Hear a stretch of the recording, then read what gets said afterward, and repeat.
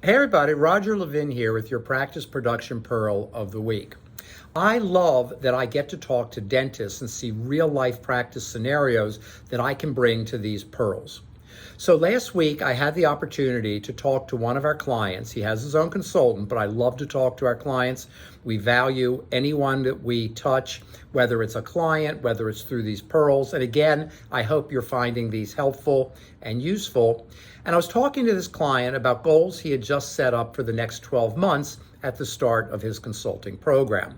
And I thought it might be interesting to read you what this dentist came up with, not because you're going to have the same goals.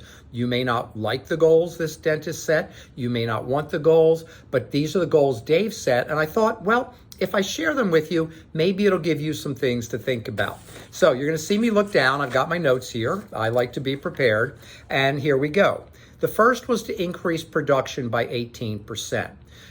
His practice was doing well. It had been relatively flat for 3 years, and it was time to take off. And by the way, we're going to look at 18% annual growth for each of the next 3 years, and you can do that because almost any practice can do that.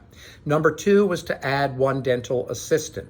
Number 3 was to schedule 95% of all the new patients that called. He had recently been working with another company that was totally focused on new patients calling the office, but what he found, unfortunately, was that the calls that came in often had patients that were not interested in scheduling. They had questions, they were looking for deals, they were looking for discounts, they had bad insurance, things like that.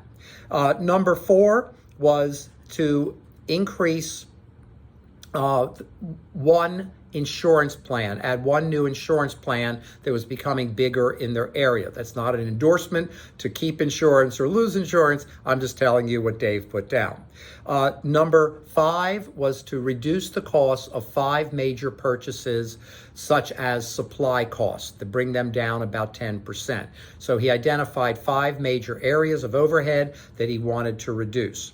Number 6 was to reduce total overhead by 3%, which in talking to him, I think is very, very doable. Number 7 was to decrease no-shows by 3%. His no-shows had increased due to the economy, he believes, and we wanted to reduce that, putting in a new 3-step system to make that happen. Number 8 was to increase the number of new patients to the practice by 10% over the next year. New patients being very important, the lifeblood of the practice, huge financial contributors. Number 9 was to begin searching for associate at the 12th month, that he felt that his practice at that point might be right to bring an associate in and hopefully buy in over about 5 to 7 years. Number 9 was to add 1 dental assistant to increase his speed by 10 minutes an hour, which will add 2 months a year of doctor time production without working any harder.